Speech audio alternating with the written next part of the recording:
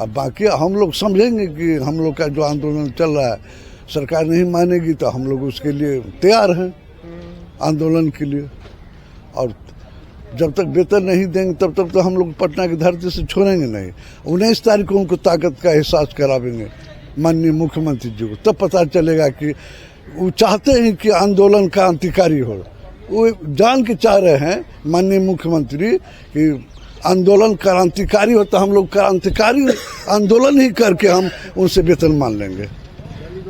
हम उनसे आग्रह करते हैं, नहीं मानते हैं तो क्या किया जाए। हम लोग शिक्षक हैं, हम लोग आदरणीय में उनसे बात करते हैं, लेकिन मानने वाले नहीं है। लगता नहीं माने तो क्रांतिकारी होगी, आंदोलन भारी क्रांतिकारी करेंगे 19 तारीख को। सर एक सवाल वित्त रहित शिक्षकों पर है। सर वित्त रहित शिक्षक जो हैं वो 40 वर्षों से संघर्ष कर रहे हैं।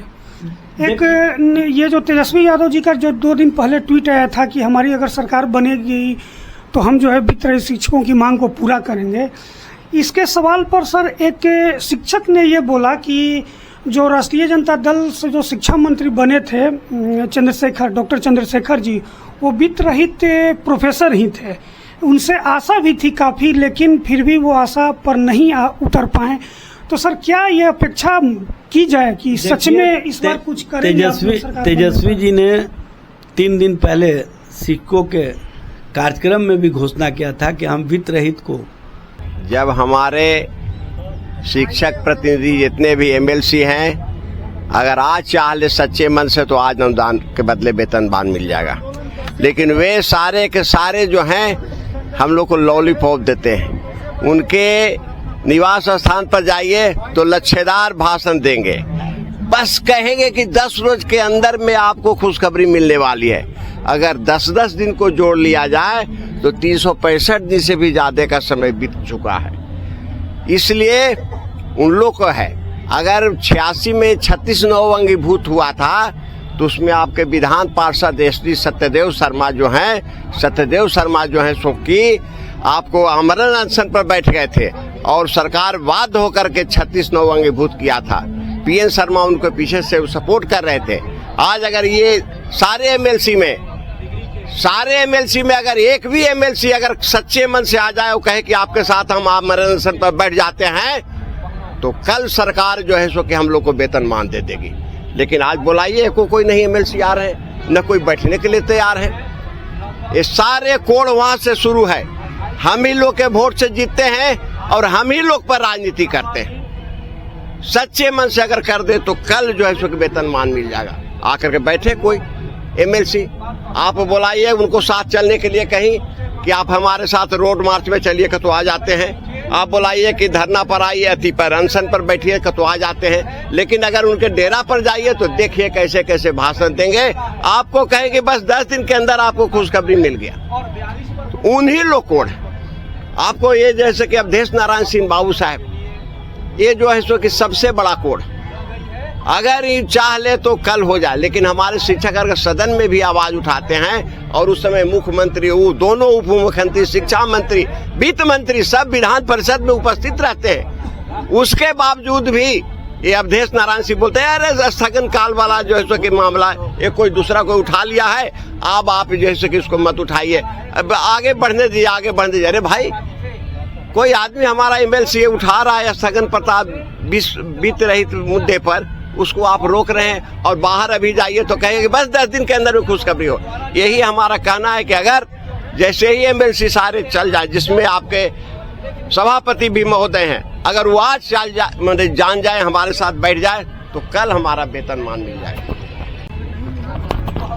अभी आपके एक साथी कह रहे थे कि अवधेश नारायण सिंह सबसे बड़े रोड़ा हैं हमारे वित्त रहित शिक्षकों के वेतनमान न मिलने में, लेकिन आपका दूसरा गुट जो है महापंचायत करता है और उसमें मुख्य अतिथि के रूप में अवधेश नारायण सिंह जी को ही बुलाता है। इस पर क्या कहिएगा? देखिए सर, हमको कहना है कि अवधेश नारायण सिंह ही नहीं, जितने एमएलसी हमारे हैं सब अपने स्वार्थ के लिए आए हैं और अपने स्वार्थ में वोट लेते हैं और शिक्षक को भूल जाते हैं। अपने स्वार्थ में वोट लेते हैं, शिक्षक को भूल जाते हैं। और खास करके हम जीवन बाबू से कहना चाहते हैं, अगर जीवन बाबू के पास अगर ये शब्द जाता है तो याद करेंगे कि सेमरी कॉलेज उनका कितना साथ दिया था, लेकिन सेमरी कॉलेज पर आज तक घूमने के लिए तो छोड़िए, यहाँ भी कुछ करने के लिए तैयार नहीं है। तो उनको उनकी हैसियत हम बता देना चाहते हैं कि जिस तरह उनको हम लोग जिताए हैं उनको हरा भी सकते हैं। और दूसरी बात यह है कि देखिए हम लोग यहाँ बैठे हैं, इतने दिनों से भूखे नंगे हैं और यहाँ बैठे हैं, ये बैठने की स्थिति क्यों आई? पूछना चाहते हैं कि अगर आप हमको कम में मत आकिए, हम यहाँ आमरण अनशन पर बैठे हैं, भूख हड़ताल पर बैठेंगे, हो सकता है कल आत्मदाह भी करेंगे। और दूसरी बात ये भी बता देना चाहते हैं कि अगर कुछ होगा नहीं करते हैं तो अगले इलेक्शन में हमारा दावा है कि हर कॉलेज से एक एक गाड़ी लेंगे और एक गाड़ी पर अपने कॉलेज को बैठाएंगे, पूरे एनडीए सरकार के विरुद्ध हम लोग वोट मांगने का काम करेंगे। एकदम हम लोग तैयारी में हैं कि जिस दिन अगर हम लोगों की मांग पूरी नहीं हुई तो उस दिन हर कॉलेज के लिए घोषणा हम कर रहे हैं कि सभी टीचरों को कि अपने अपने कॉलेज से एक एक गाड़ी लीजिए और एक गाड़ी लेकर के पूरे एनडीए कुनबा को एकदम उखाड़ के फेंक दीजिए। हम लोग किए हैं ऐसा काम जगजीवन बाबू के साथ, लेकिन अब जीवन बाबू के साथ हम लोग किए हैं और जीवन बाबू को समझा देना चाहते हैं कि अगर इसमें साथ नहीं दिए तो फिर सिमरी कॉलेज पर देखने के लिए नहीं आएंगे। बस यही, धन्यवाद। व्यवसाय करेगा कि आप एकदम साफ हम कहना चाहते हैं, साफ शब्दों में। हमारे साथ एक टीचर हैं, वित्त रहित शिक्षक, हम इनसे जानना चाहेंगे सर, विगत 40 साल से आप लोग संघर्ष कर रहे हैं। हालांकि आपके एक शिक्षक साथी कह रहे थे कि हर एमएलसी हमको ठगने का काम किया। तो सर 40 साल में तो कम से कम 5-6 टर्म तो एमएलसी बदले गए होंगे, तो 5-6 टर्म से एमएलसी आप लोग बदल रहे हैं, फिर भी आप लोग धोखा क्यों खा रहे हैं? देखिए, मैं सिपाही राय मेरा नाम हुआ, मैं बिहार का एक साधारण एक कार्यकर्ता हूँ वित्त रहित का। ये जो सवाल है बहुत विकट सवाल है और इस सवाल के पीछे अगर हम जाते हैं, गहराई में जाते हैं तो यही पाते हैं कि इसमें गोल गोल हम सबको घुमाया गया है अभी तक।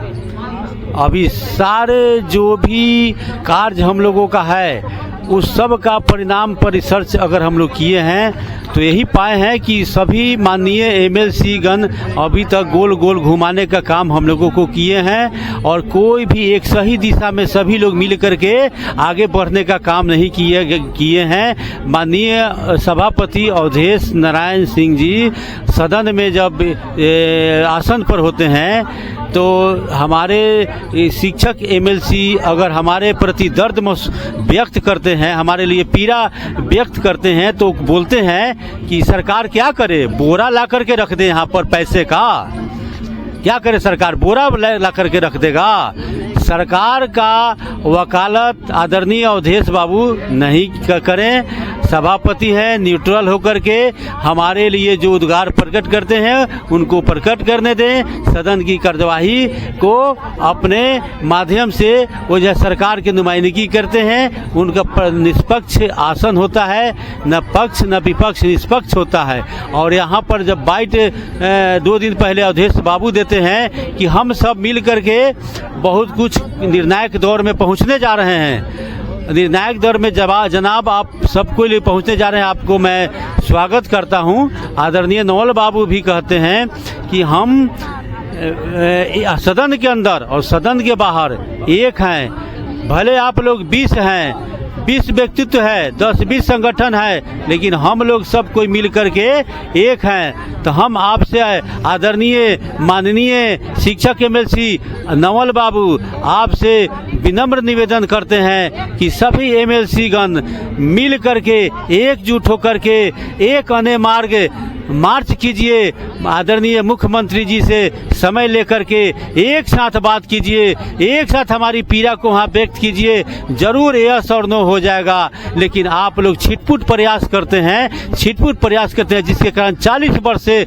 हम लोग बिल्कुल रारापा काट रहे हैं, हम लोग बिल्कुल खस्ता हाल जिंदगी में जी रहे हैं, फटेहाल स्थिति में जी रहे हैं। अब समय नहीं है, अब मरने के कगार पर रिटायर कर्मी पहुंच गए, रिटायर करने के कगार पर वित्त रहित शिक्षक कर्मी पहुंच गए, 40% मात्र बच गए हैं। अब हमारा जो अनुदान राशि है उसी को फिक्स वेतन करा दीजिए और फिक्स वेतन से हम लोगों का जीविका चल जाएगा। 5, 6, 7 बरस लोगों की सर्विस बची हुई है, लेकिन छीटपुट प्रयास मत कीजिए।